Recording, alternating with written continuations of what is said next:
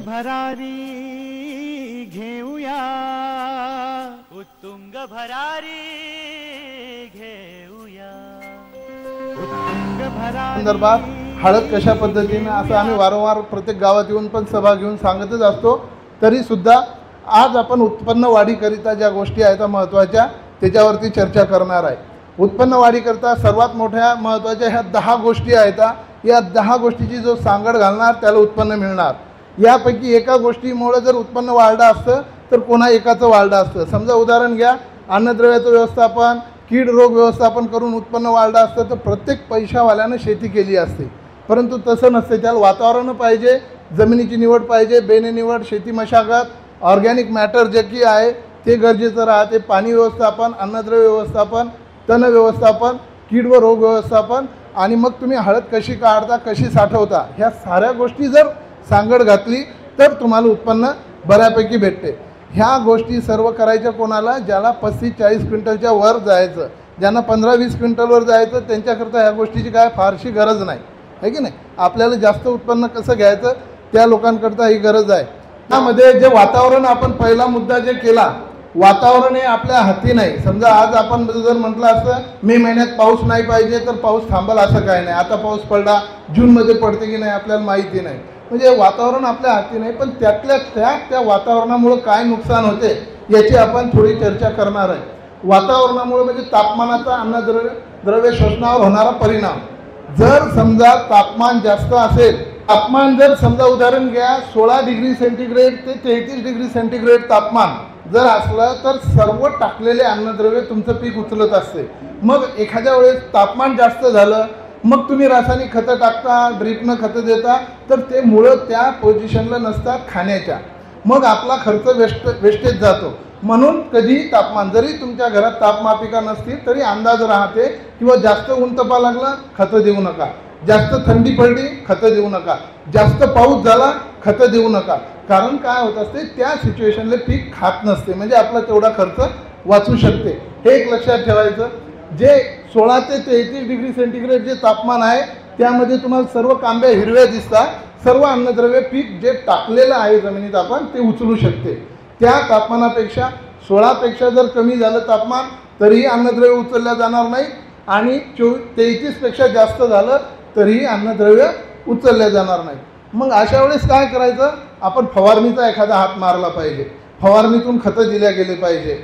जे काही फवारणीचे water soluble खतं आलेले आहेत ते आपण याच्यात दिले पाहिजे, जेणेकरून त्या काळापुरतं आपलं पीक जिवंत राहणार.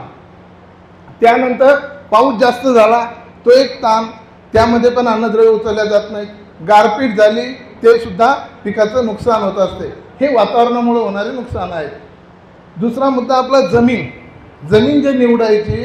आता काय झालं, सोयाबीन परवडत नाही प्रत्येकाला, मग प्रत्येक जणाला वाटते हळद लावा, पण त्या लायक आपली जमीन आहे का ते पण महत्त्वाचं आहे. प्रत्येकालाच वाटते आता डॉक्टर व्हावं, इंजिनियर व्हावं, पण त्या लायकीचं पोरगं आहे का आपलं, त्या शिक्षणावर त्याचा खर्च केला तर चालते का, हे पण आपल्याला पाहायला लागेल.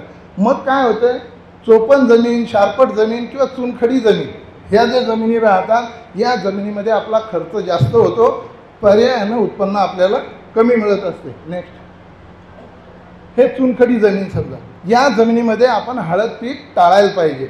हळद पीक मग चुनखडीच्या जमिनीत जर घ्यायची, चुनखडीचीच जमीन असेल आणि तिथं जर घ्यायची आपल्याला, तर आपण भट्टी लावली पाहिजे खताची. भट्टी म्हणजे काय, शेणखत जे कुजलेलं आहे आपल्याकडं ते घरी ठेवा. त्यामध्ये जे काय रासायनिक खतं टाकायचे आपल्याला, जे काय रसायनं टाकायचे ते त्याच्यात 3-4 दिवस मिक्स करा. समजा उदाहरण घ्या, NPK टाकलं किंवा मग त्यात मायक्रोन्यूट्रंट टाकलं आणि ते मिक्स करून ठेवा. 3-4 दिवस त्याच्यावर पाणी शिपडा आणि मग नंतर ते जमिनीत टाका. कारण काय राहते, चुनखडीच्या जमिनीमध्ये अन्नद्रव्य खाल्ल्या जात नसतात. मग आपण काय करायचं, त्या मुळापर्यंतची जी जमीन आहे ती शेणखतामध्ये ते अन्नद्रव्य मिक्स केल्यामुळं ती सुपीक होईल. तिथं ऑर्गॅनिझम, आपण जैविक जे जीवाणू आहेत ते वाढवू. नेक्स्ट, चुनखडीच्या जमिनीमध्ये अशी हळद होते.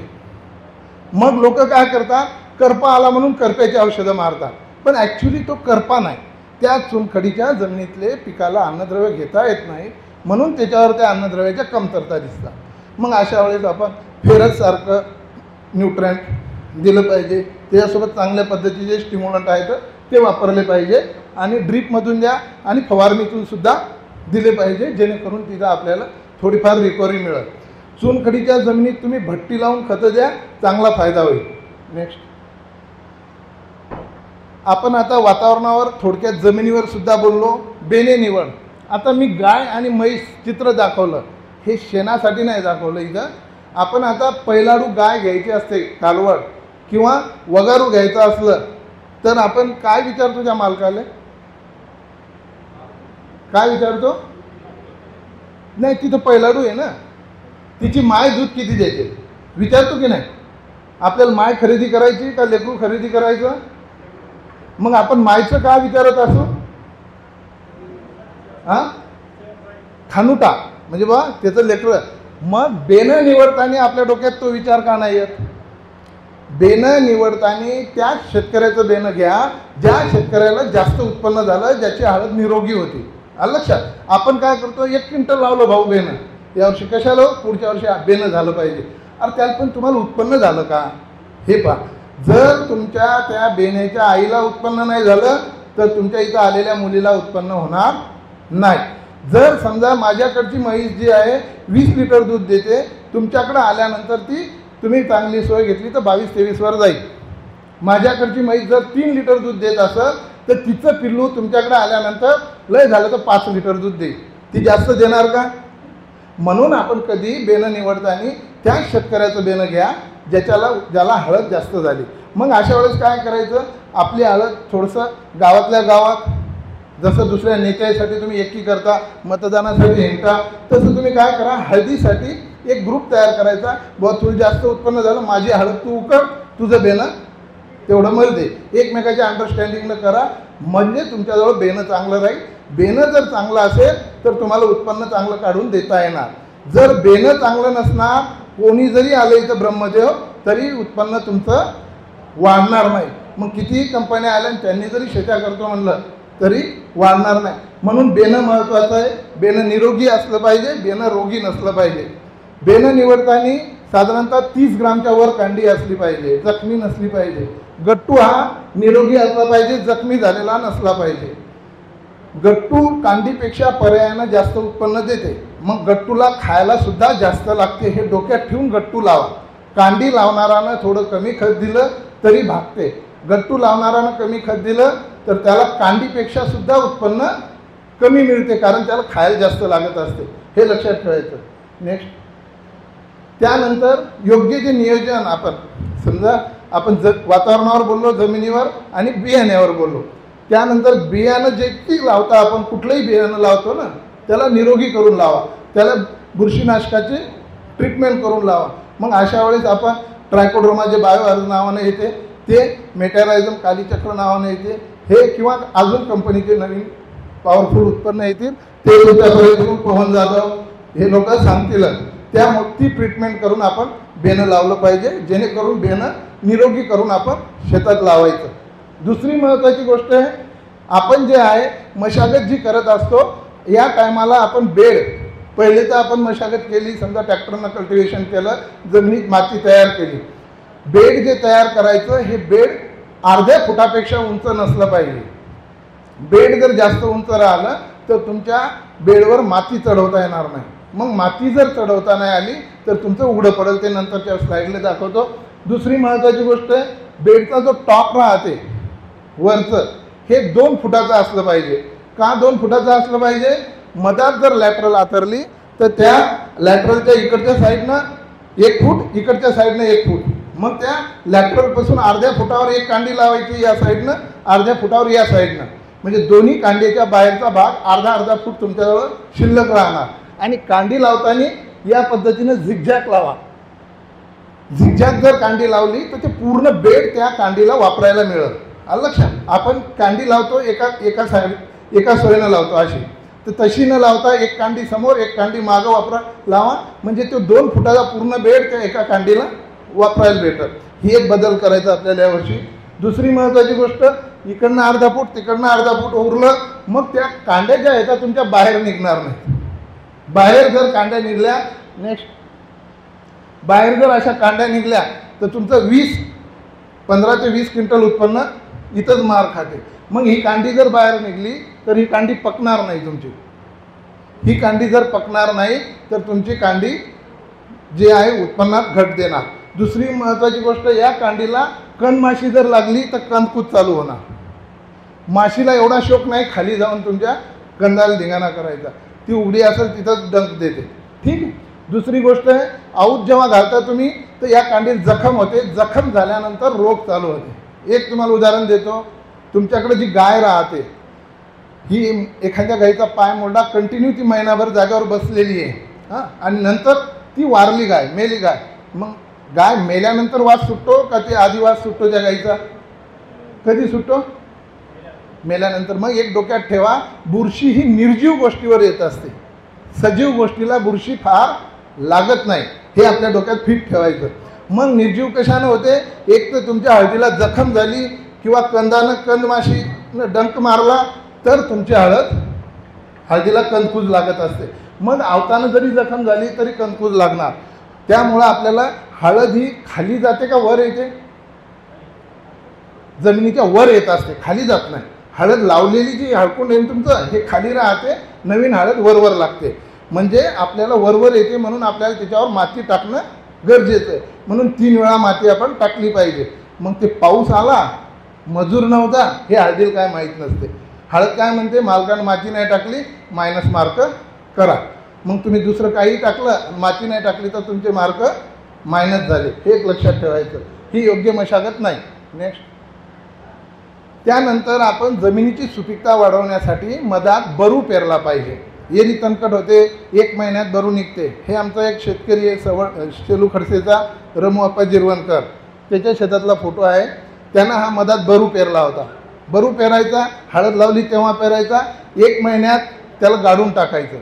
तुमच्या शेतात हिरवळीचं खत तयार होतं आणि शेताची सुपीकता बऱ्यापैकी वाढते. त्याकरता बरू आपण या शेतात घेतला पाहिजे.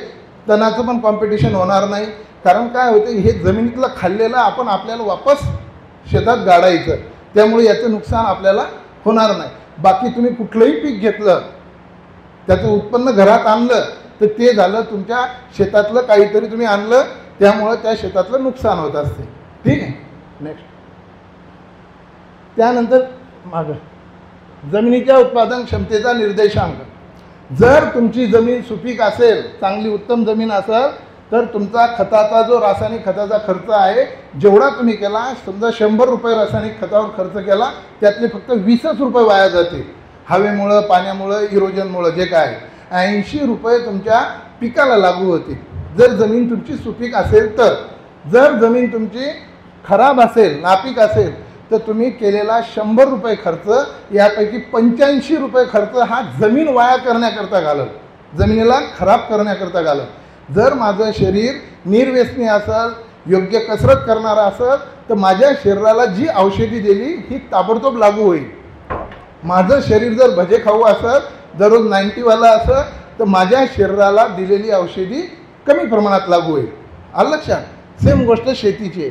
शेती जिवंत आहे ना, शेतीत जीव आहे तर म्हणजे शेती जिवंत आहे, तर ही गोष्ट लक्षात ठेवायची. म्हणून आपल्याला शेतीची सुपीकता वाढवायची. आजपर्यंत आपण काय केलं, फक्त उत्पन्न घेण्याकरता रासायनिक खताचा किंवा कुठल्याही गोष्टीचा भडीमार केला. मग तो केल्यामुळं काय झालं, जमिनीतले जे बॅक्टेरिया, जीवाणू आहेत, त्याची संख्या आपोआप कमी झाली. म्हणून आपली जमीन नापिकीकडं.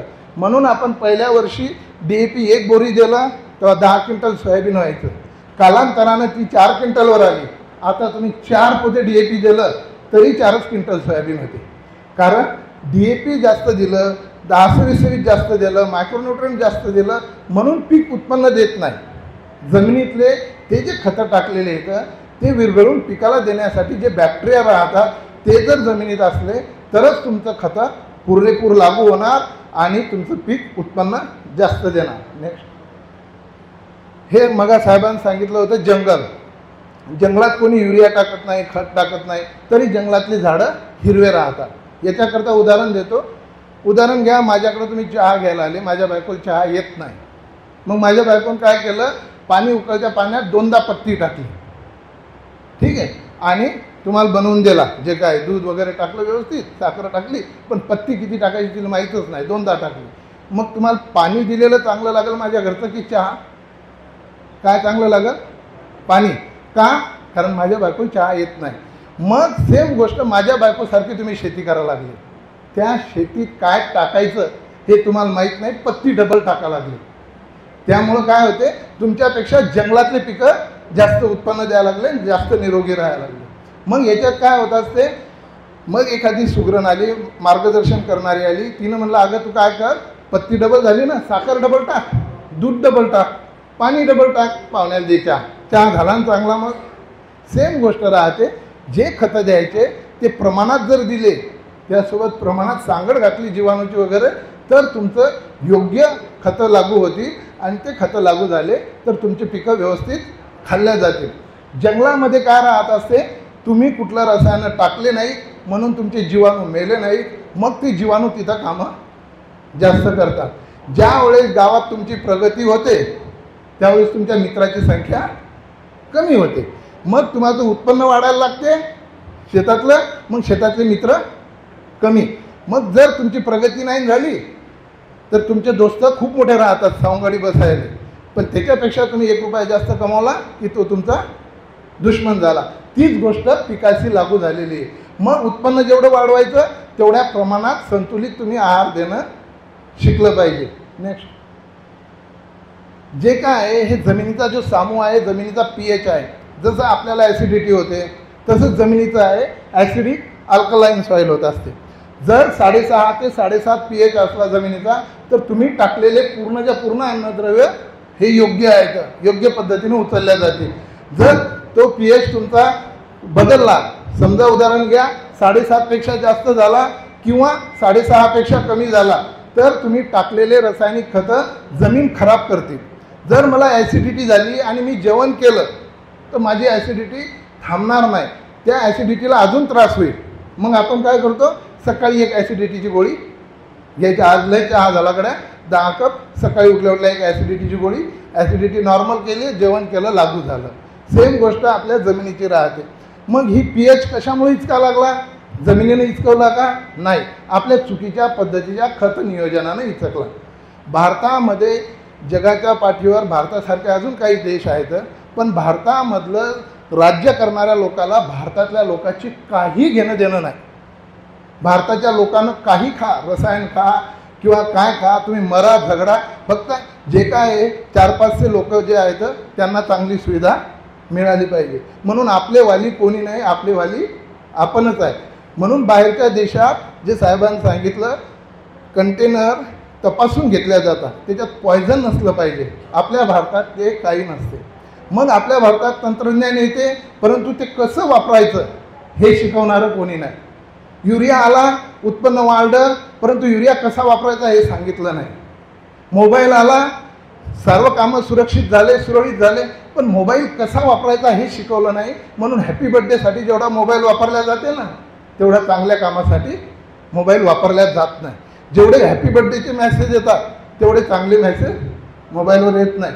तुम्ही वापरलेल्या मोबाईलमुळं बँकेचं सर्व्हर डाऊन होते, तिथे तुम्हाला लाईनीत जास्त वेळ राहावं लागते. का? की आपण आलेलं तंत्रज्ञान कसं वापरायचं हे आपल्याला सांगितलं नाही. म्हणून रासायनिक खतं आले, हरित क्रांती झाली, परंतु ते कशा पद्धतीने वापरायचं याच्या शाळाच झाल्या नाही. ही एक शोकांतिका आहे. त्यामुळं आपल्या जमिनीची आपण pH इचकवला.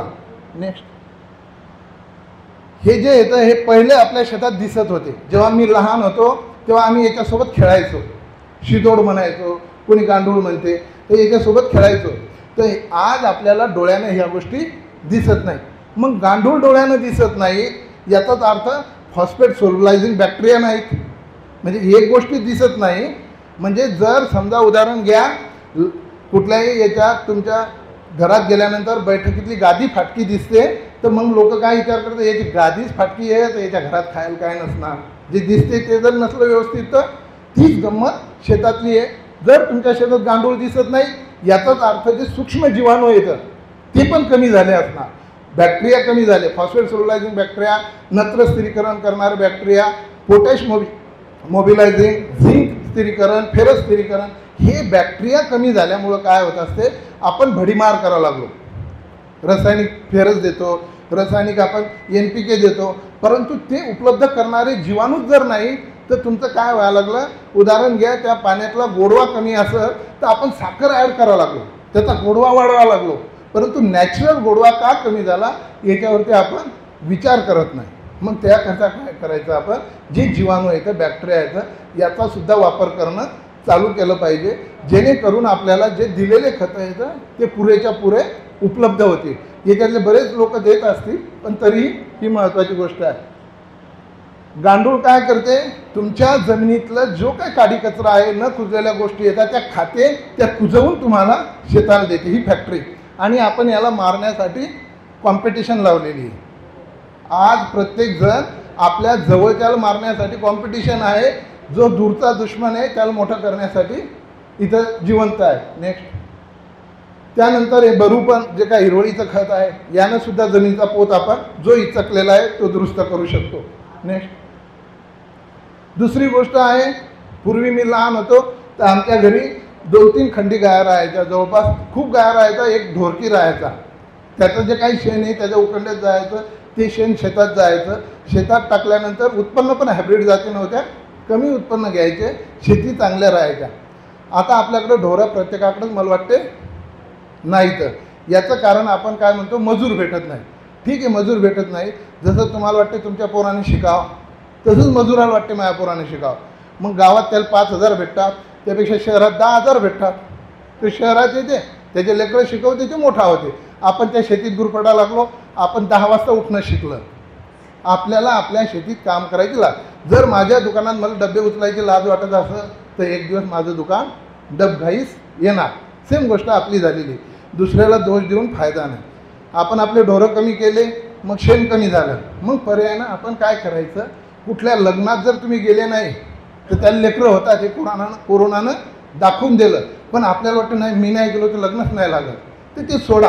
ते सोडून जर गांडूळ खत तयार करणं तुम्ही वेळ दिला तर तुमचं उत्पन्न नक्की वाढणार. ही गोष्ट जर तुमच्याकडून होत नसत तर मग आमच्यासारखे तुम्हाला उत्पादनं विकणारे येणार.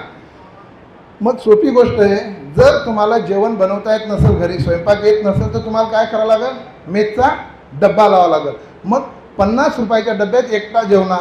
तसं 50 रुपयाचा जर तुम्ही किराणा आणला तर तुमच्या घरातले 5 जण जेवू शकता. मग घरी स्वयंपाक केला तर चांगला होणार, चांगलं खाणार. ही गोष्ट तुमच्याकडून होत नाही, म्हणून बाजारातून तुम्ही खरेदी करायची.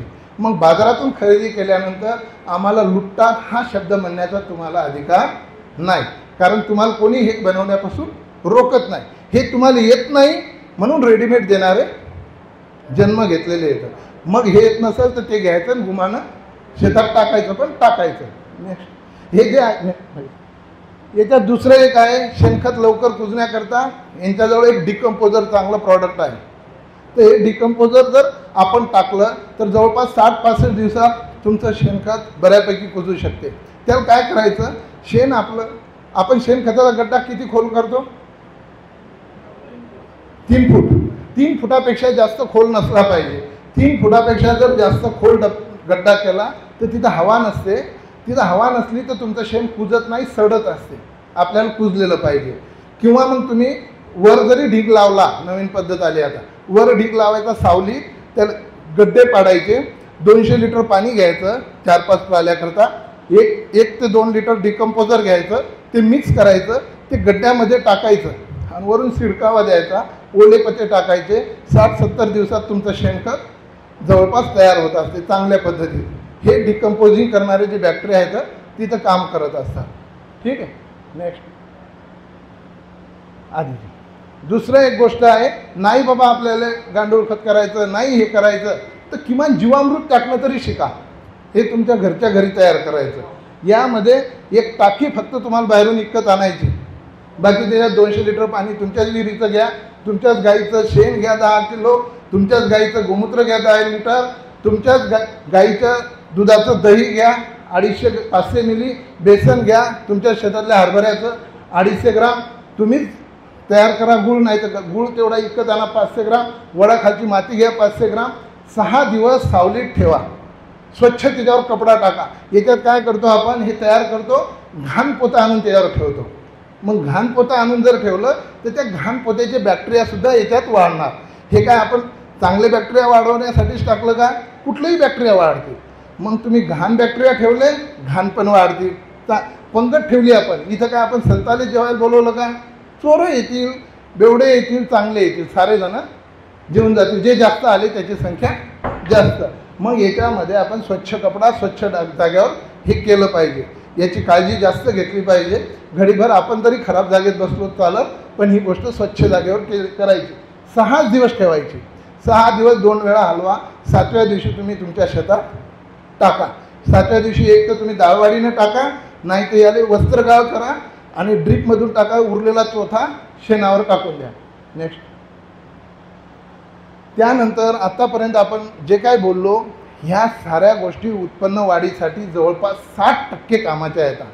म्हणजे जे तुम्हाला 10 क्विंटल, 15 क्विंटल, 25 क्विंटल उत्पन्न होते, 10 क्विंटल होते गृहीत धरा, 60 क्विंटल उत्पन्न एवढ्या गोष्टीमुळेच होते. इथं कुठं दुकान आलं का एवढ्या गोष्टीत? हे 60 मार्क तुमच्या घरचे येतात, घरच्या गोष्टीचे. आता डबल आलं पाण्याचं व्यवस्थापन. पाणी जे आहे, ड्रीप कशासाठी आलेलं आहे? ड्रीप कशाकरता आलेलं आहे कोणी सांगू शकते का? पाणी कमी लागायसाठी आलं का? धरण आहे तुमच्या गावात, लय मोठं पाणी आहे, मग ड्रीप लावायचं का नाही लावायचं? ड्रीप हे झाडाला पाणी किती लागते मोजून मापून देण्यासाठी आलेलं तंत्रज्ञान आहे. याच्यासाठी लय लोकांना अभ्यास केला आणि तयार केलं, आणि हे आपण नुसतं गुंडाळून लावा लागलो. मजूर आले बाबा, बटन दाबायचं आणि पाणी द्यायचं, याच्यासाठी आलेलं आहे. म्हणून हे प्रमाणात मोजून मापून पाणी, मोजून मापून खतं देण्यासाठी खूप शास्त्रज्ञानं काम करून हे तंत्रज्ञान आणलेलं आहे. याचा वापर योग्य करा. याच्यात मग आता तुम्ही ड्रीपचं बटन दाबता तर किती वेळ चालू ठेवता ड्रीप? दिवसभर. ठीक आहे. तर काय होते, एक गोष्ट लक्षात घ्या, लहानपणी आपण खेळायचो, एक सलाईन घ्यायचो, थेंब थेंब पाणी खेळायचो. सारेच जण खेळले असतील. तेव्हा खेळ सस्ते होते, आता लय महाग झाले. तर तेव्हा ते सलाईनाचं थेंब थेंब टाकायचो. एक जण हागायचा डब्बा आणायचा भरून, ते सांडून द्यायचं. तोच डब्बा थेंब थेंब टाकला. कोणत्या डब्यात जास्त ओलावा राहील? थेंब थेंब टाकलेल्या ठिकाणी का फेकलेल्या ठिकाणी? लिटरभरच पाणी टाकलं थेंब थेंब. मग आता लक्षात घ्या, तुमच्या घरी एक किचनमध्ये वल्ली ब्रेड आणली, एक टोस्ट आणलं कडक वाळलेली, दोन्ही किचनच्या वाट्यावर ठेवल्या. कोणावर जास्त बुरशी लागल? वल्ल्या ब्रेडवर. मग आता जिथं तुम्ही पाण्याचा वलावा जास्त ठेवला तिथं बुरशी लागल की नाही लागणार? कोण आणली बुरशी? तुम्हीच आणली ना. बुरशी ही तुमच्या चुकीमुळं आली. हे जर व्यवस्थित ठेवलं तर बुरशी येणार नाही. लक्षात. बुरशीला काय रिकाम पण नाही. जेवढं आपल्याला रिकाम पण आहे की नाही, तेवढं कोणीच रिकामं नाही या पृथ्वीवर. जेवढा माणूस रिकामा आहे, रिकामचोर, तेवढं या पृथ्वीवर कोणीच रिकामं नाही. हे लक्षात ठेवून आपण काम करायचं. लक्षात. मग याच्यात काय होत असते, पाणी कसं द्यायचं? गोळा घ्यायचा जमिनीतला, वल्ला गोळा, हात नाही भरला पाहिजे, आणि 8-9 फुटाच्या भीतीवर मारायचा. भीतीवर मारल्यानंतर तो गोळा तिथं फुटला पाहिजे भीतीवर. ते झालं तुमचं योग्य पाणी. त्या कंडिशनमध्ये जमिनीत ओला असेल तर तुमचे पिकं सारेचे सारे अन्नद्रव्य खाणार. दुसरा गोळा घेतला, हात लदबद भरला, गोळा फेकला, भीतीला चिपकला, चुकीचं, पाणी जास्त झालं. ठीक आहे. गोळा घेतला, भीतीवर मारायच्या मधातच त्या मोबाईलपर्यंत जाऊन फुटला, पाणी कमी पडायला लागलं, उत्पन्न कमी झालं. ह्या साऱ्या गोष्टी अमेरिका, ब्राझील, इस्रायल करते म्हणून उत्पन्न वाढते. नुसते आपले नेते फिरायला जाऊन तिकडून काही व्हेरायटी आणल्यानं उत्पन्न वाढणार नाही. ह्या गोष्टी तिथं होतात म्हणून उत्पन्न होते. आपल्याला या गोष्टीचं काय घेणं देणं नाही. सरकार कसं बनल याची आपल्याला जास्त चिंता राहते. त्यामुळं आपल्याला या उत्पन्नाचे काय घेणं देणं नाही. म्हणून आपण काय करायचं, पिकाला जे पाणी देतो आपण, हे जमिनीला द्यायला पाहिजे की मुळाला द्यायला पाहिजे? मग लहान पीक असल्यावर पाणी कमी द्यायला पाहिजे की जास्त द्यायला पाहिजे? कमी. मग लक्षात ठेवायचं, लहान पीक जेव्हा असते तेव्हा कमी पाणी, जसं जसं पीक वाढते तसं तसं पाणी जास्त. कारण मुळं पण वाढतात आणि पानातून पाणी, सूर्यप्रकाश इव्हॅपोरेट करत असते, बाष्पीभवन होत असते. त्यामुळे पाणी वाढवायचं. पाणी त्या पद्धतीने द्यायचं ज्या पद्धतीने आपला हात भरला नाही पाहिजे. एक लक्षात घ्यायचं. दुसरी महत्त्वाची गोष्ट आहे, 2 घंट्याच्या वर ड्रीप डेली चालवायचं नाही. हे डेली पाणी द्यायसाठी आलेलं तंत्रज्ञान आहे. आपण काय म्हणतो, सांगणं सोपं आहे हो साहेब, लोड शेडिंग राहते, मजूर नाही, ते घेणं देणं नाही पिकाले, तिथं मार्क तुमचे कमी. अभ्यास करणारं पोरगं जे नीटलेला MBBSला लागते, एम्सले किंवा IITला लागते, ते पण पोरगच राहते, त्याला काही घेणदेण नसते. तुमच्या घरी लग्न आहे, कार्य, ते घर तिथं खोलीत 18 घंटे अभ्यास करते म्हणून लागते. जर तुम्हाला 45 क्विंटलच्या वर जायचं तर हे अभ्यास करावं लागणार, नाही जायचं नाही करायचं. मग पाणी आपण मोजून मापून दिलं पाहिजे. दुसरं हे फ्लड इरिगेशन दाखवलं. हे जर असेल तर आपण एक सरी आड करून पाणी दिलं पाहिजे, 100% पाणी दिलं नाही पाहिजे. पीक खाण्याच्या स्थितीत अन्न कधी उचलते? ज्या वेळेस बोर नाही व्हायला लागले, ज्या वेळेस तुमच्या जमिनीत 40% हवा, 40-45% हवा, 45-50% पाणी आणि 5 ते 10% टाकलेलं ऑर्गॅनिक मॅटर आहे, त्यावेळेस तुमचं पीक जेवण उचलत असते. मग आपण काय करतो? पाणी द्यायला लागला की पठ्ठ्या 100% पाणी. मग 100% पाणी दिल्यानं काय होते? तुमच्या जमिनीतली हवा निघून जाणार. मग तुमचं पीक 8 दिवस उपाशी राहणार. मग आपण जे 9 महिन्याचं पीक आहे आपलं, त्यातलं पाण्यामुळे 2 महिने उपाशी मारतो. किती?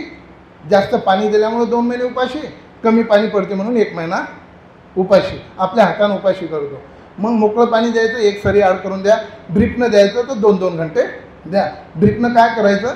त्याचा तो तेवढा गोल राऊंड वल्ला झाला पाहिजे, कुठं कोरडी जमीन असली पाहिजे, म्हणजे हवा पाणी त्या बेडमध्ये राहील. नेक्स्ट, या पद्धतीनं पाणी दिलं नाही पाहिजे. बेड कशासाठी करतो माहीत आहे का कोणाला? बेड हां, जमिनीचा वापसा व्हायसाठी. अजून हां, पाण्याचा निचरा होण्यासाठी. हे सांगतो आपण, पण ॲक्च्युअल करतो का शेतात? हे वाचेले सांगितलेलं आहे, हे कळते आपल्याला. मग बेड करतो आपण. बेड केल्यानंतर काय होते? पाणी जर आलं जास्त, या नालीत जर पाणी थांबलं तर बेडनं शेती करणं चुकीची शेती. याच्यात तुम्ही सरीवर लावलेली हळद जास्त पिकल जर तुमच्या शेतात पाणी राहत असेल. कित्येक लोकांच्या शेतात शेवाळ येते, शेवाळ मधातल्या फटीत, तर ते त्यानं पाहायचं आपण किती पाण्यात आहे. आपलं उत्पन्न कशासाठी देईल ते? मग माझ्या दुकानातून काही जरी नेलं तुम्ही, शेवाळ असेल काय फायदा होणार नाही. तर ह्या गोष्टी लक्षात घ्यायच्या. दुसरी महत्त्वाची गोष्ट आहे, बेड याच्यासाठी राहते की तेवढ्या जमिनीत जे काय आहे आपण पाटीलक्या करायच्या, आपल्याला आमदार खासदार निवडून आणायचे, बाकी दुसऱ्याचे भांडणं सोडवायचे, ते महत्त्वाचे कामं आहेत ना आपल्याला. लग्न कार्य, शेती दुय्यम धंदा आहे आपला. मग त्याला माहिती आहे की बा हा पाटीलकी करणार, बटन दाबणार, 12-13 घंटे मोटर चालू करणार. मग हे शिल्लकचं पाणी नालीत उतरणार. नालीतलं पाणी कुठं गेलं पाहिजे? बाहेर गेलं पाहिजे, तरच बेड कामाचा. नाही तर आपण शोकानं बेड पाडतो, बेडमध्ये पाणी जर टाकलं तर ते पाणी त्या टोकाला टाकलेलं जर बाहेर निघत नसेल तर सरी कामाची नाही. सरी खोल पाहिजे, उताराच्या दिशेनं पाहिजे, नाली असली पाहिजे ती, त्याच्यातलं पाणी बाहेर आलं पाहिजे, बाहेर निघून गेलं पाहिजे. ही एक महत्त्वाची गोष्ट आहे, हे याच्यातनं सांगायचं. जर पाणी साचून राहिलं तर तुम्हाला कणकूज जास्त लागत, हे तुम्हाला सांगायचं. पाणी द्यायला जाता तुम्ही लोक, वॉटरप्रूफचे जोडे राहतात. मग पहिले उसाले गव्हाला पाणी द्यायचे. मग घरी आल्यावर आमचे वडील शेती करायचे, घरी आल्यावर त्याच्या पायावर आम्ही असं असं करायचो तर त्याचे साल्टं निघायचे. का निघायचे साल्टं? कारण ते पाण्यात पाय होता. सेम गोष्ट, पाण्यात जास्त वेळ कंद राहिला तर त्याचे पण साल्टं निघणार. मग तिथं निर्जीवपणा आला, निर्जीव आलं की बुरशी बलवायचं काम नाही. ठीक आहे. मग चिखल्या व्हायच्या पहिले, चिखल्या बुरशीनं काऊन व्हायच्या? सतत वल्ल राहायचं तिथं. ठीक आहे. नेक्स्ट, खतं जे देता तुम्ही, ड्रिपनं खतं देता, हे वॉटर सोल्युबल राहतात. कुठलंही खतं देता हे पाण्यात विरघळणारे राहतात ना. मग आपण वॉटर सोल्युबल खत देतो, पाण्याच्या नियोजनातच आलं आहे.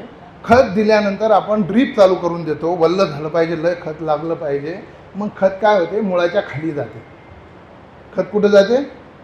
मुळाच्या खाली. मग मुळाच्या खाली गेल्यावर खत खाल्ल्या जाईल का मुळाकडून? सोपी गोष्ट आहे. जेवण समजा मी इथं आहे, जेवायला बोलवलं, मला इथं बांधून टाकलं, तिथं ताट ठेवलं, जेव मनोज. ताटं तसंच, मी तसाच, मी उपाशी मेलो, स्वयंपाक केला, जेवण तयार केलं, चांगलं जेवणं तसंच राहिलं. जेवणं नाही केलं, जेवणावरचा खर्च झाला, नंतर त्या जेवणाला बुरशी लागली, त्याच्यापासून वातावरण खराब केलं. सेम गोष्ट रासायनिक खत ते ड्रिपनं देतो.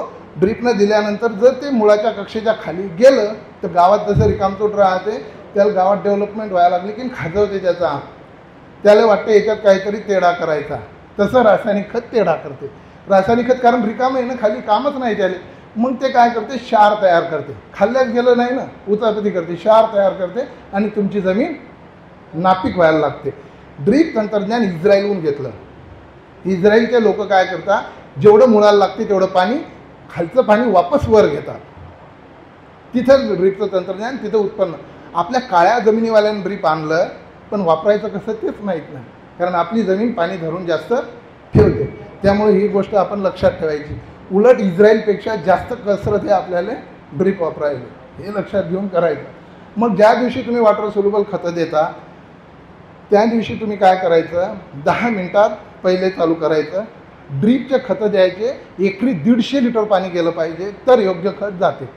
माझ्या दुकानातून तुम्ही चांगलं खत नेलं, परंतु दिलं 50 लिटर पाण्यात, अर्ध्याच नळ्यात जाते, पूर्ण ठिकाणी जात नाही. त्याचं गणित आहे, 150 लिटर पाणी तुमच्या एका एकराच्या नळ्यात पोचत असते, कमीत कमी 150 लिटर पाणी. आणि ते 150 लिटर पाणी 10 ते 15 मिनटात गेलं पाहिजे. मग 10 ते 15 मिनटात जाणारं तुम्हाला यंत्र शोधावं लागेल, किंवा तुम्ही डोकं लावून तसं यंत्र तयार करून घ्या. मग ते 150 लिटर पाणी 1 घंटा चाललं, चुकीचं आहे. 150 लिटर पाणी 10-15 मिनटात त्या व्हेंचुरीतून किंवा कुठलं तरी जास्त पॉवरची मोटर लावून नळीत गेलं पाहिजे, तेव्हा तुमच्या साऱ्या नळ्यात जात असते.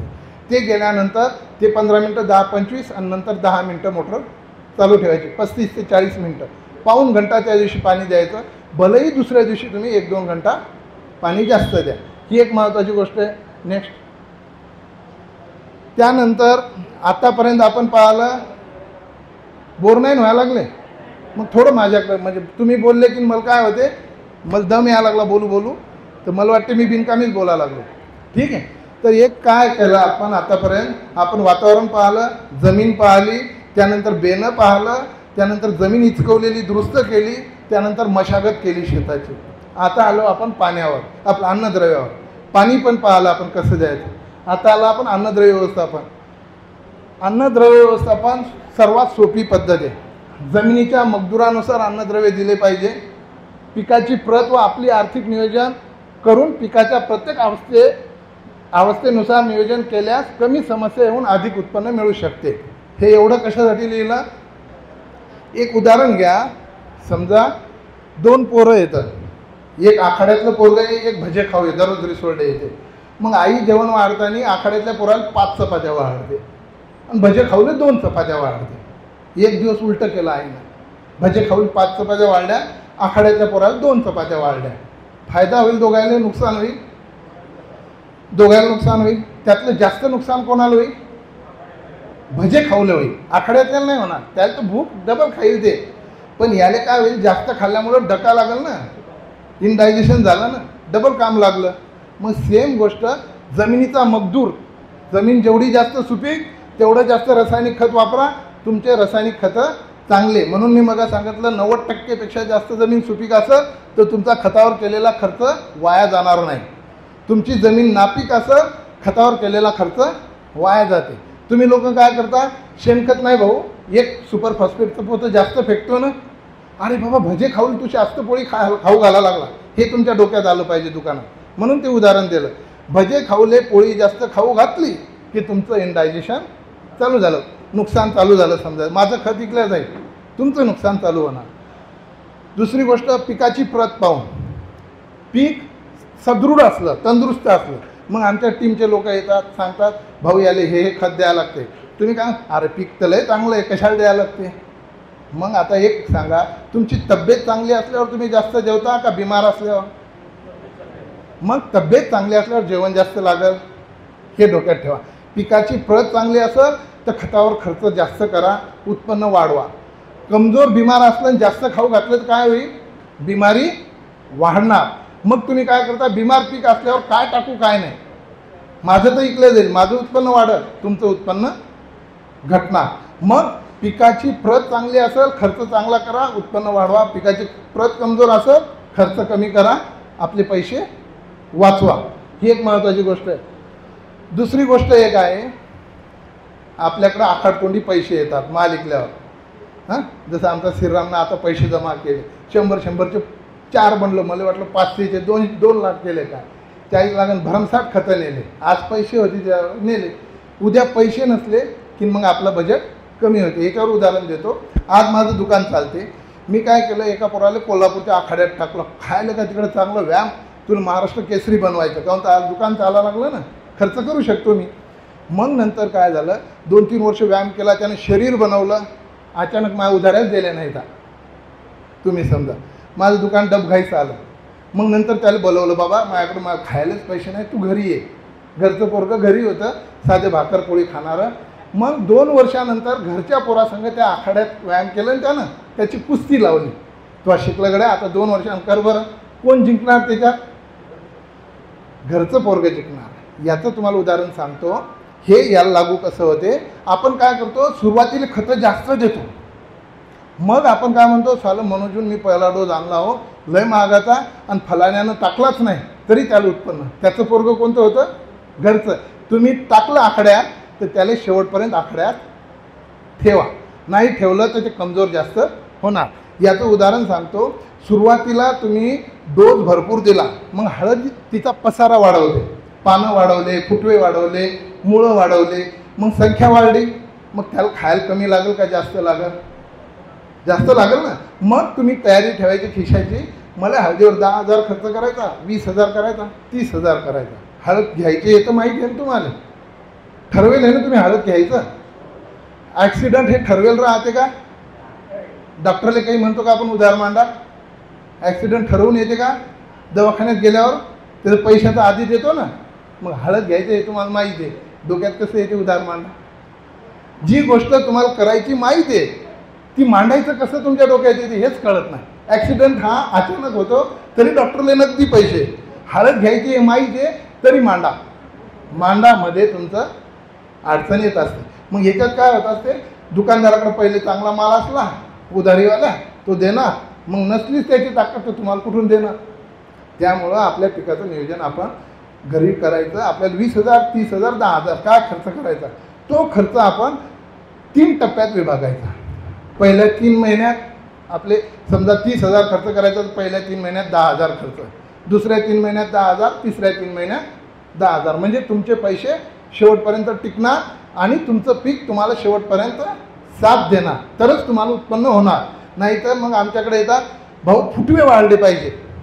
अरे बाबा फुटवे वाढू, पत्रिका भरमसाठ द्यायच्या. इथं आता लय लोक बोलवायचे आणि स्वयंपाक 200चाच असला तर 400 आले तर उपाशी मरतील ना. फुटवे वाढवायचे तर तुमच्याकडे ताकद पाहिजे, तेवढ्या फुटव्याला खाऊ घालायचं शेवटपर्यंत. नाही तर फुटवे कमी असले तर उत्पन्न जास्त होणार, हे एक लक्षात ठेवा. लक्षात, माल जास्त लावायचा तर तुम्हाला त्याला खाऊ जास्त घाला लागेल. लेकरं जास्त पैदा करायचे, तेवढी प्रॉपर्टी किंवा तेवढे त्याला धंदे लावून द्यावे लागतील, नाही तर ते तुमचाच खून करतील. एक लक्षात घ्यायचं. हे झालं आपलं. ह्या गोष्टी लक्षात ठेवल्या तर तुमचा खर्चाच्या तुलनेत उत्पन्न निघत असते, नाही तर खर्च वाढते उत्पन्न घटते. आलं लक्षात. नेक्स्ट, हे एवढे अन्नद्रव्य पिकाला लागत असतात. मग आता 500 रुपये आहेत तुमच्याजवळ, सारं भरपूर टाका, फुल थाली जेवण मागवा हॉटेलमध्ये. 300 रुपये येतं, राईस प्लेट मागवा. 100 रुपये येतं, समोसा आलूगोंडा खा, दिवस घालवा. आलं लक्षात. मग आता 500 रुपये येतं, मग फुल जेवायचं. 300 येतं, चपात्याच घ्यायच्या. चांगलं होईल का जेवण? भाजी लागेल ना बाबा, राईस प्लेट दे, जेवण होईल. 100च येतं, पोळ्या पण नाही देत, मग समोसा घ्या, त्यावर चटणी फुकटची टाका, खा, दिवस काढा. आलं लक्षात. तर याच्यात मग काय करायचं, साऱ्या गोष्टी थोड्या थोड्या घ्यायच्या. मग आपण काय करतो, पैसे येतं, फॉस्फेटवर खर्च केला, DAPवर खर्च केला, काय काय भेटलं याच्यात, नत्रन स्फुरत भेटलं. बाकी पोटॅश कुठं गेलं, पोटॅश पण टाका लागेल, कॅल्शियम टाका लागेल, मॅग्नेशियम टाका लागेल, गंधक टाका लागेल, झिंक टाका लागेल, copper, manganese, molybdenum, boron, sulphur. हे जे झिंक हे सारे अन्नद्रव्य तुम्हाला टाकावं लागणार. मग हे कमी कमी प्रमाणात सारेच खरेदी करा, तेवढ्या पैशात तुमची प्लेट सजवा, तसं द्या. आलं लक्षात. तर तुमची जमीन चांगली राहील, तुमचं पीक चांगलं राहील, पीक निरोगी राहील, उत्पन्न चांगलं मिळणार. नाही तर हे काही जादूची काडी नाही. जादूची काडी असती तर प्रत्येक पैशावाल्यानं शेती केली असती.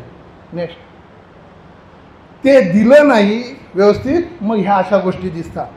ह्या ज्याच्या शेतात दिसतात त्याला शेती येत नाही. ह्या गोष्टी ज्या शेतकऱ्याच्या शेतात दिसतात त्या शेतकऱ्याला शेती येत नाही, असं लिहून ठेवायचं. शाळेत गेलं, 5व्या वर्गात गेल्यावर पाहुणा आल्यावर म्हणते ABCD म्हणून दाखव, पोरं आले म्हणता ना तुम्ही. त्याला झेडलोक ABCD नाही आली तर म्हणता काय शिकलं रे तुला, मास्तरनं काय शिकवलं, घरी काय शिकतं, नुसतं शाळेत. तुमच्या पोरानं साधं विचारलं किती अन्नद्रव्य लागतात हो बाबा, माझ्यासारखं चबरं पोरगं जर असलं, बाबा पिकावर किती अन्नद्रव्य लागतात, डोकं खाजवा. तो म्हणत 40 वर्ष तुम्ही काय केलं, मी तरी 5व्याच वर्गात आहे. ही गोष्ट आपल्या लक्षात आली पाहिजे. हे अन्नद्रव्य दिल्या गेले पाहिजे प्रमाणात, तर ही गोष्ट येणार नाही. ही गोष्ट जेव्हा दिसते त्यावेळेस तुमच्या उत्पन्नातला हिस्सा झाडानं घेतलेला राहते. नंतर काय होत असते, ती कमजोरी कमी करता येईल. मी बिमार जर पडलो तर माझ्या शरीरातली झीज भरून काढता येत असते, माझ्या शरीराची ताकद वाढवता येत नसते. हे कळते का तुम्हाला? ही गोष्ट दिसली तर तुमच्या पिकाची झीज भरून काढता येईल आपल्याला, उत्पन्न वाढवता येणार नाही. म्हणून ही दिसू नाही म्हणून बॅलन्स न्यूट्रिशन दिलं पाहिजे. नेक्स्ट, त्यानंतर हळद पिकाचे जे डोजेस आपण सांगतो. हळद पिकाचा पहिला डोस जो आहे हा सिंगल सुपर फॉस्फेट 3 ते 4 बॅग टाका. त्यासोबत यांचं जे ग्रिफिन आलं 4 किलो. ग्रिफिनमध्ये काय आहे, नक्तस्त्रीकरण बॅक्टेरिया आहेत, स्फुरद आहेत बॅक्टेरिया, पोटॅशचे आहेत, झिंकचे आहेत, फेरसचे आहेत. त्याच्यावर शेवटच्या वेळात तुम्ही जेव्हा बोलसाल ना, आप जब बात करेंगे तो ग्रिफिन के बारे में थोड़ा सा डिटेल में लीजिए. हां, तो एक ग्रिफिनबद्दल साहेब तुम्हाला डिटेल सांगतीलच. तर ते ग्रिफिन 4 किलो द्यायचं. नंतर कीटकनाशक 3 ते 5 किलो द्या, कारण कीड हुमणी वगैरे राहते ना शेतात. तर ही हुमणी मोठी झाल्यावर, गेल्या वर्षी हुमणी किती लोकांच्या शेतात होती, कोणाच्या शेतात हुमणीने त्रास झाला, मोठी झाल्यावर कंट्रोल झाली का होत नाही. हुमणी एकदा मोठी झाली, 3ऱ्या स्टेजमध्ये दिली, कितीही औषधं टाकले कंट्रोल होत नाही. मग औषधं बदलू 4 वेळा ड्रिचिंग केली लोकांनी यावर्षी, 4 वेळा, तर होत नाही. मग कधी काय करायचं, हे जे आहे ना हुमणी जून जुलैमध्ये स्टार्ट होत असते तिची क्रिया. मग आपण जुलै महिन्यातच शेतामध्ये मेटॅरायझम आणि बॅवेरिया, आता हे आमचे जे वलाण्याचे येतं राजूभाऊ मसूरकर, हे मोजून जुलै महिन्यात माझ्याकडून मेटॅरायझम नेत असतात. यावर्षी कमी तारखेचं त्याला मिळालं होतं, म्हणजे मला वाटतं महिन्याभरातच एक्सपायर होणार होतं. त्यानं प्रश्न केला होता, तेव्हा मग साहेबाला विचारून मी म्हटलं बाबा चालते 6 महिन्याचं, त्याला दिलं. तर हे जे लोक राहतात हे टायमात टाकतात, तर त्याला हुमणीचा त्रास कमी होत असतो. हुमणी मोठी झाल्यानंतर टाकून काय फारसा फायदा होत नाही, ती हुमणी कंट्रोल व्हायला कठीण जाते. बाल्यावस्थेत आपण मारायचं, आपल्याला माहीत आहे ना हुमणी येणार, मग ती लहान असतानाच आपण मारली पाहिजे.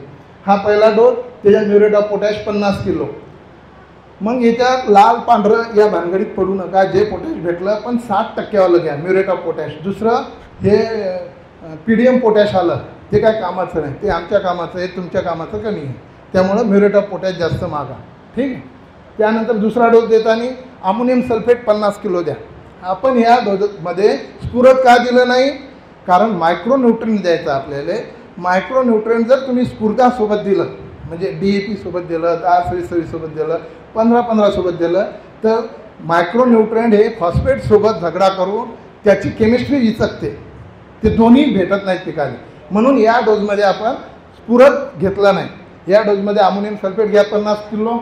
काळा कीट जिंजर येते आता 55 किलोची, त्यांनी हळदीसाठी काढली, ती घ्या. किंवा बजेट कमी असलं तर झिंक आणि फेरस घ्या. झिंक 10 किलो घ्या, फेरस सल्फेट 10 किलो घ्या.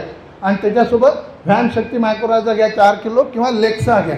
आता यांचं लेक्सा नवीन टेक्नॉलॉजीचं आलं, इसपे भी 2 मिनिट बात कीजिए. लेक्सा 2.5 किलो घ्या. या दोन्हीपैकी मायक्रोराजा घ्या. लेक्सा सर्वात जगातलं पॉवरफुल मायक्रोराजा आतापर्यंत कोणाकडेच नाही, पण ते अवेलेबल होईल एखाद्या महिन्यात, एखाद्या महिने में हो जाए ना, 10-15 दिन में वो ते अवेलेबल होईल. ते लेक्सा घ्या. त्या पद्धतीनं आपण हा दुसरा डोस द्यायचा. तिसरा डोस द्यायचा 20-0-13 75 किलो द्या. पोटॅश आपण पहिल्या डोसला दिलं. नंतर त्याच्यासोबत मॅग्नेशियम सल्फेट 25 किलो द्या. या पद्धतीनं आपण 3 डोस प्रॉपर द्यायचे. खतावरती एवढंच खत द्यायचं, याच्यापेक्षा जास्त खत द्यायची गरज नाही. मग आपलं बजेट जर कमी असं तर साऱ्या गोष्टी कमी कमी करायच्या. मग आपण 3 ते 4 बॅग सुपर फॉस्फेटपैकी 2च बॅग द्या. ग्रिफिन 4 किलो द्यायचं तर 2च किलो द्या. सारं करायचं तर अर्धा करा, तर बॅलन्स होईल तुमचं. एक गोष्ट सोडल्यानं चालत नाही. सायकल बनवायची, समजा उदाहरण घ्या, एखादी गोष्ट बनवायची आपल्याला, हे पेनड्राईव्ह बनवायचा. हे पेनड्राईव्ह बनवायचा तर त्या कंपनीनं काय केलं, हे प्लास्टिक 100चे केले. त्यानंतर हे जे बुचणं केले 100चे, हे बटणं 80चेच केले.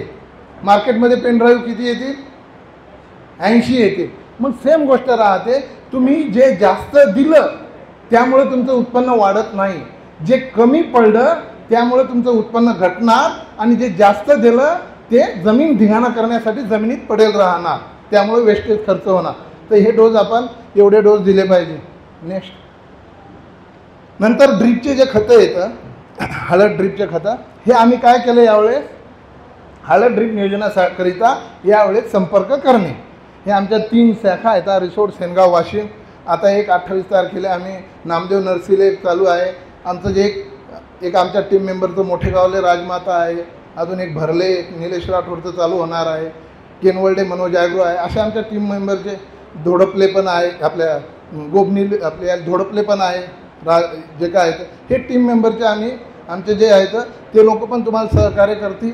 सोबतच आमची टीम जी आहे ती सहकार्य करत.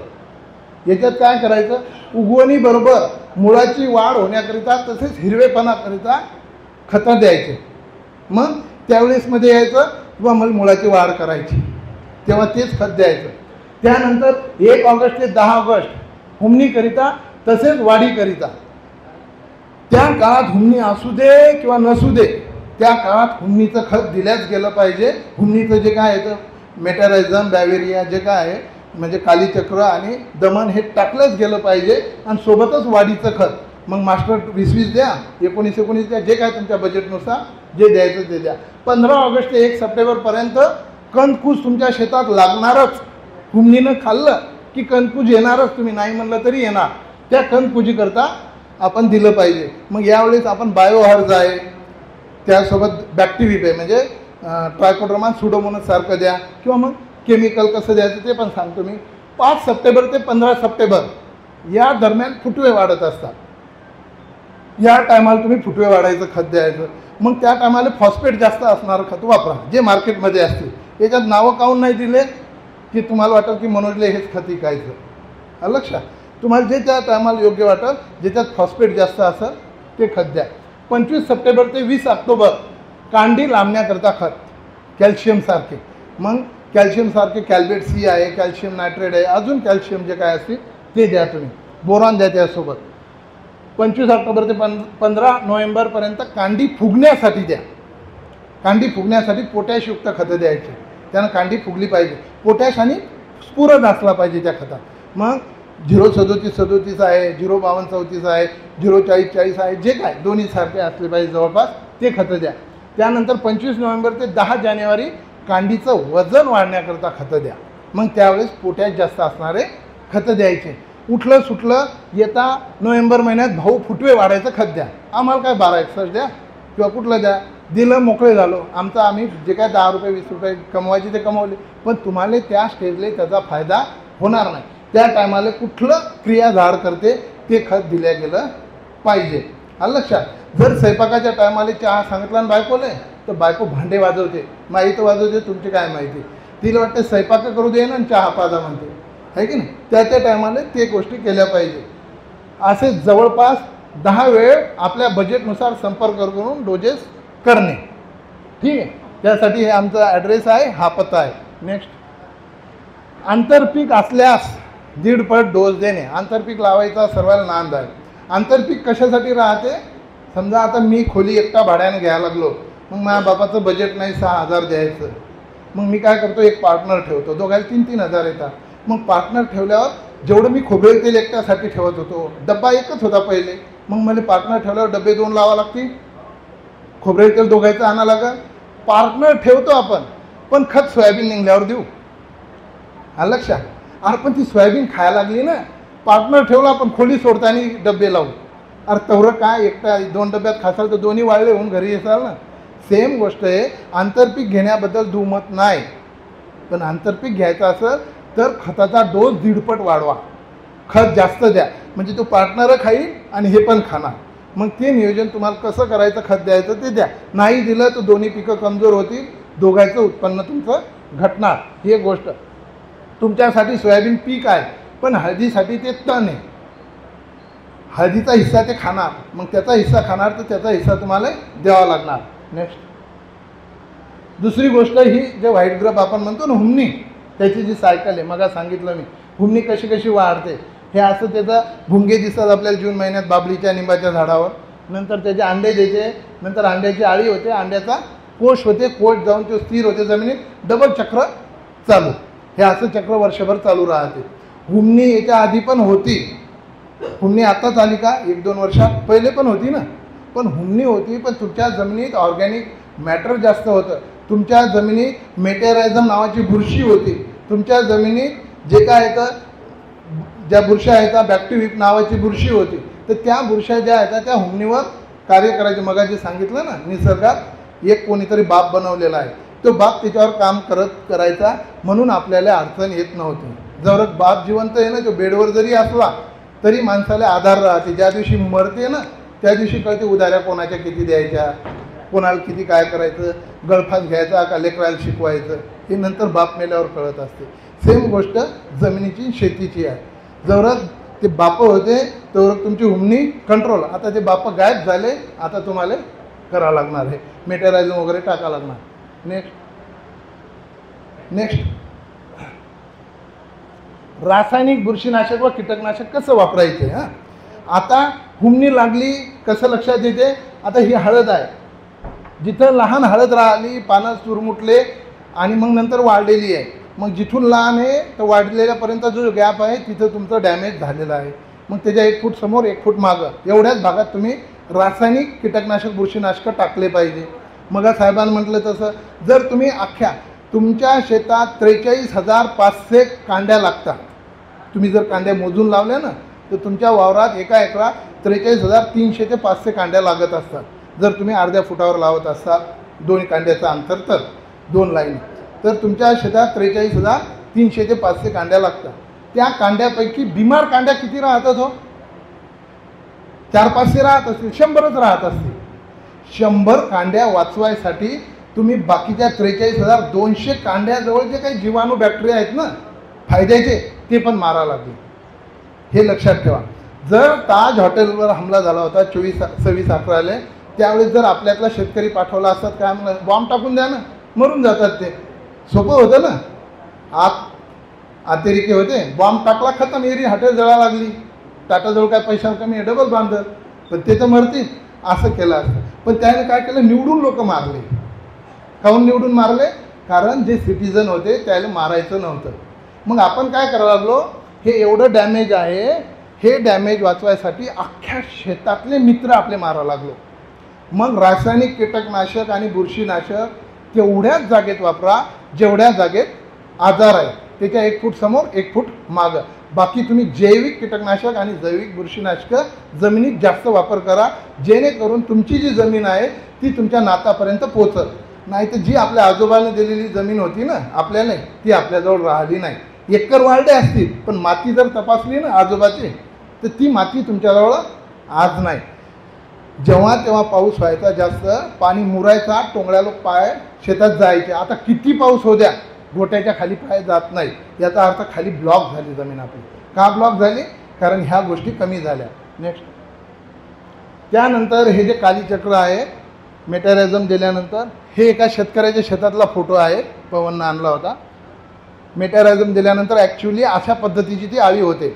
आता काही लोकांना काय अपेक्षित राहते, जैविक बुरशीनाशक दिलं तर इमिजिएट रिझल्ट मिळणार नाही. काय राहत असते, ते काय करत असते, मेटेरायझम या एका आळीले रोगी बनवते. हिले कोरोना व्हायरस केला, उदाहरण सोप्या भाषेत. मग कोरोना व्हायरसवाला माऊलीकडे गेला, माऊलीले कोरोना व्हायरस झाला. माऊली पाटलाकडे गेले, पाटलाला कोरोना व्हायरस झाला.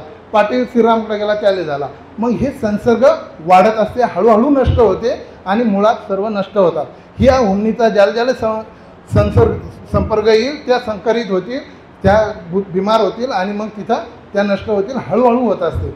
म्हणून मेटेरायझम द्यायचं हे जुलै-ऑगस्ट महिन्यातच द्यायचं. मेटेरायझम आणि बॅव्हेरिया जे काय आपलं हे 2 बुरशीनाशक, दमन आणि कालीचक्र, हे तेव्हा द्यायचं. या पद्धतीनं कंट्रोल होत असतं. नेक्स्ट, हे झालं कंदमाशी. म्हणजे आतापर्यंत आपण काय पाहिलं, पाणी व्यवस्थापन पाहिलं, जमीन पाहिलं. आता हे किडीचं जे आहे याच्यात कंदमाशी ही या पद्धतीची राहते. थोडीफार दिसते, लय मोठा ताण घेत जाऊ नका. थोडीफार येतच असते, एखादी 2.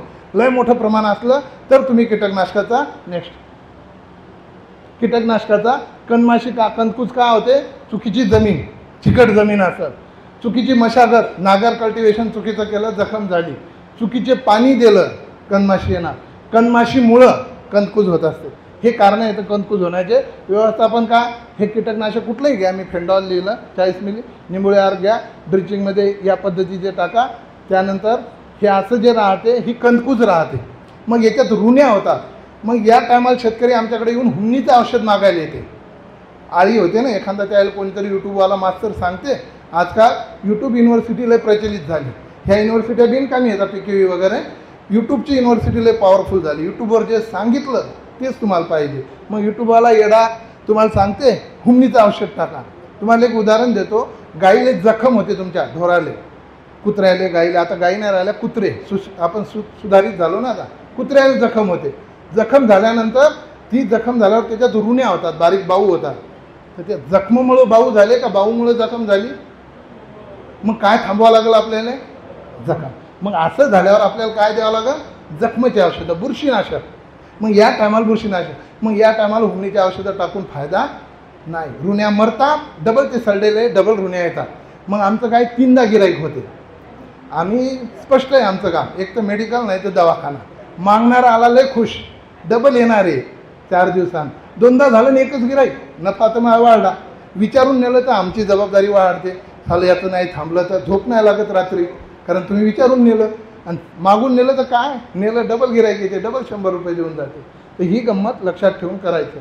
नेक्स्ट, यानंतर हे असं पान पोखरणारी गुंडाळणारी आळी येते. हे कुठं मुठं येत असते. एखादा फवारा मारा, नाही मारला तरी भागून जाते.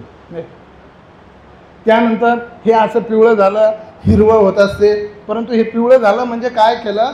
तुमच्या उत्पन्नातला हिस्सा त्या पिकानं खाऊन घेतला. पीक पिवळं होणं म्हणजे त्यानं त्याचा हिस्सा जो काय आहे ना रिकवर होण्यासाठी. मग काही बहादर येतात, म्हणून भाऊ काही जरी नाही दिलं तर 8 दिवसात हळद, 10 दिवसात हिरवी होते. हो, बिमार पडले, तुम्ही दवाखान्यात गेले नाही तरी मरत ना, पण जी झीज झालेली आहे ती भरून काढायसाठी दवाखान्यात. मी जे मगा म्हणलं ना, उत्पन्न नाही वाढणार पण ती झीज भरून काढायसाठी. मग काय होत असते? या पानातलं अन्नद्रव्य कमी झालं, मग पान काय करते? त्या कांडीला म्हणते, बाबा मालक माझा झोपे दे, काय कर सध्याचं कर्ज दे. मालकानं जेव्हा दिलं तेव्हा कर्ज फेडते. मग ते कर्ज फेडण्याच्या ऐवजी व्याजच फेडल्या जाते. मुद्दत काय म्हणजे उत्पन्न तुमचं 40 क्विंटल द्यायच्या ऐवजी 5 क्विंटलचं उत्पन्न ती हळद रिकवर, म्हणजे तुम्ही 5 क्विंटलनं रिवर्स आले. पीक पिवळं होणं म्हणजे तुमचे नुकसान झालेलं आहे, फक्त आता त्याचं व्याज भरायचं. आपल्याला व्याज भरून हिरवं करायचं. म्हणून आपण काय करायचं? त्यामुळे मी तो जो चार्ट दिला ना, त्याच्या टायमाले ते कामं करा, तुमचं पीक निरोगी राहील. वापरायचं तुमच्या डोक्यानं वापरा. कुठलं वापरायचं? तुमचं आर्थिक बजेट, तुमचं आर्थिक नियोजन करून कुठल्या याचं वापरायचं ते तुम्ही ठरवा. नेक्स्ट, त्यानंतर हे जे आहे ना मायक्रोरायझा, यांचं एक ते व्हॅमेजडी आहे. यावर्षी आपण बऱ्याच लोकांना दिलं ड्रीपमधून. आणि एक व्हॅम शक्ती, याच्याच जागी ते लेक्सा येणार आहे, पॉवरफुल आहे, त्याचा जास्त इफेक्ट तुम्हाला जाणवत. हे जे आहे ना असं एक तुमच्या मुळावर एक मायक्रोसेल वाढत असते. मायक्रोसेल काय करते? एक तुमच्या गावात गायरानं आहेत का? मग गायरानाची पद्धत काय आहे काय माहीत? ज्यानं झेंडा रवला त्याच्या मालकीचं झालं. झेंडा रवस्तोवर कोणाला जाता येते तिथं? झेंडा रवल्यावर काढायला जाता येते का? कोणी काढून दाखवते का झेंडा रवलेला? लय ताकद लागते, प्रशासन आणा लागते. मग इथं काय करते ही मायक्रोरायझा? हिनं हिचा झेंडा रवला. मग ही बुरशी काय करते? दुसऱ्या बुरशीला येऊ देत नाही. ती म्हणते इथं माझी सत्ता आहे. मग बाकी बुरशा तुमच्या तिथे येणं कमी होतील. दुसरी गोष्ट, ही बुरशी काय करते? तुमच्या आजूबाजूला पडलेले जे पॉझिटिव्ह आयन येतं ते खतं उचलून मुळातून पिकाला देते. पाणी कमी पडायला लागलं ती पळत जाते, पाणी पिकाला आणून देते. तर त्या बदल्यात ती काय म्हणते? मला फक्त तू जगव बाबा, मी तुला सारं देतो. 75 पैशाचं देते आणि 25 पैशाचं खाते, रुपयाचं देते आणि 25 पैशाचं खाते. मग 75 पैसे आपला फायदा होतो. म्हणून हे मायक्रोरायझा त्या टायमात दिलं पाहिजे. त्यामुळं तिथं ती बुरशी वाढली म्हणजेच तुमच्या बाकी बुरशाची संख्या कमी होते. म्हणून आमच्या निदर्शनात आलं, जेवढा लोकांनी मायक्रोरायझा डायरेक्ट तुमच्या कुजवर काम नाही करत, डायरेक्ट तुमच्या हुन्नीवर काम नाही करत, परंतु ती तिथं असल्यामुळं, तिनं त्या गायरानात तिचा झेंडा रवल्यामुळं तिचा झेंडा काढायसाठी मोठं प्रशासन आणावं लागते. ते प्रशासन आणायची ताकद नाही त्याच्यावर सध्या, म्हणून ती सत्ता करायला लागली. आलं लक्षात. तर ही एक महत्त्वाची गोष्ट आहे, त्या पद्धतीने ते होत असते. नेक्स्ट नंतर जे आहे सर्व जर हळद अशा पद्धतीची झाली, ही कंकरवाडीचे डॉक्टर जायबाई त्याच्या शेतातली हळद आहे. ही अशी हळद झाली वरून करपली 1-1 इंच, बस आता 5 मिनटं घेतो. 1-1 इंच करपली की पाणी बंद करायचं. म्हणजे या टाईपचं जेव्हा हळद होत असते, मग हलक्या जमिनीवाल्याची लवकर करपते वरून, भारी जमिनीवाल्याची उशिरा करपते. चांगलं खाऊ घालणाराची हळद जी आहे त्याला माल जास्त लागते, त्यानं कंटिन्यू शेवटपर्यंत चांगलं खाऊ घातलं तर जास्त दिवस हिरवी राहते. त्यानं मधात जर कोल्हापूरहून घरी पोरगा आणलं तर लवकर करपते. आलं लक्षात. मग कमी खाणू घातलं नंतर तर त्याची लवकर माल जास्त लागला, तो माल बनवायसाठी ताकद नसते. पानातले सारे अन्नद्रव्य, कांडीतले अन्नद्रव्य पानातून तिकडे जातात, पानं सुकतात. अशी झाल्यानंतर पाणी बंद करायचं. अशी झाल्यावर पाणी दिलं तर हळदीला वाटते मालकानं डबल लावलं, त्याला डबल कोंब येतात. मग डबल कोंब येणं चालू झाले की तुमचं उत्पन्न घटलं, हे एक लक्षात घ्यायचं. नेक्स्ट त्यानंतर असं हार्वेस्टिंग करा, अशा पद्धतीने काढा. स्वतःचं अवजार असलं तर जेवढी तुमची येचणं होते तेवढीच हळद उकरली पाहिजे. हळदीला जेवढं कमी सूर्यप्रकाश लागत तेवढा जास्त उतारा भेटत असते, एक लक्षात घ्या. जेवढा हळदीच्या कांडीले कमी सूर्यप्रकाश लागत काढल्यानंतर तेवढा जास्त उतारा भेटत असते. जेवढा जास्त सूर्यप्रकाश लागत तेवढा कमी उतारा भेटत असते, हे लक्षात घेऊन उकडायचं. मग आपला अवजार असेल तर जेवढं उकरलं तेवढं जमा करायचं आणि तेवढं सावलीत ठेवायचं. याच्यातूनच बेनं निवडलं पाहिजे, सोपं जात असते. बेण्याची कांडी चांगली निरोगी निवडायची, ते बेनं ताबडतोब निवडून सावलीत ठेवायचं. नेक्स्ट हळदीमध्ये हा पिवळेपणा जेवढा जास्त तेवढा उतारा जास्त. काही लोक म्हणतात आमच्या कुकरमध्ये 90 क्विंटल निघली, कोणी म्हणते 100 निघली, कोणी म्हणते 125 निघली. मग ज्याचं हे आतलं जास्त पिवळं त्याच्या इथं जास्त हळद उतारा देत असते. ह्या गोष्टी कधी होत असतात, हे शेवटपर्यंत शेड्यूल जर व्यवस्थित फॉलो केला ना, भलेही तुम्ही खर्च करायचा ना कमी कमी करा, पण शेवटपर्यंत पुरा. टुकटुक द्रविडसारखे रन काढा, पण शेवटपर्यंत टिका, तरी मॅन ऑफ मॅच होत असते. एखादा जिथे भडाभड कांबळीसारखा मारते, कांबळीचं मार्केट गायब होते. तर तसं नका करू.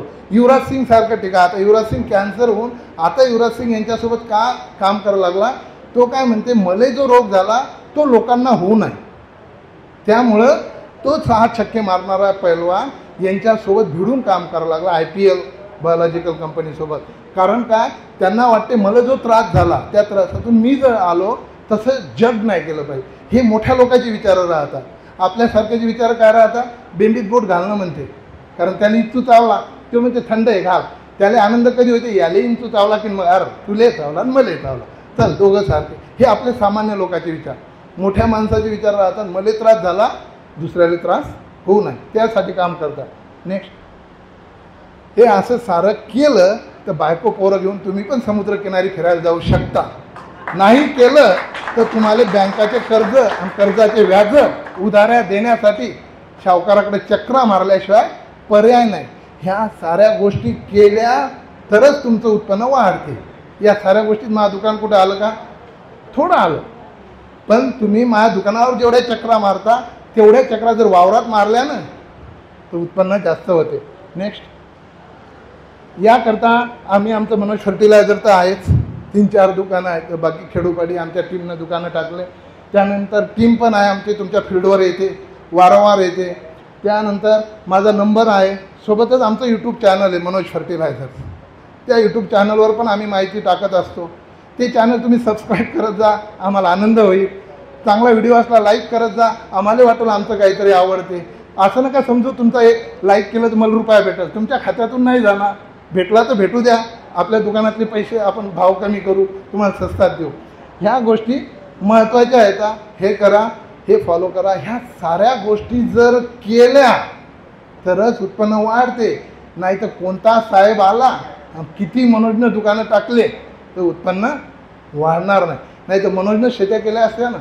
ही गोष्ट आता तुमच्या इथं बसलेल्याच्या डोक्याची एवढं सांगायला लागला मनोज, तर आमच्या गावात येऊन 2 एकर करणं मग कळते. माझ्याजवळ जमीन आहे, माझ्याजवळ शेती आहे घरी 30-35 एकर. काही लोकांना माहीत असेल नसेल, पण मला शेती येत नाही म्हणून मी दुकान टाकलं. तुम्हाला जर शेती येत नसेल तर माझ्या बाजूला येऊन दुकान टाका. शेतीला बदनाम करू नका.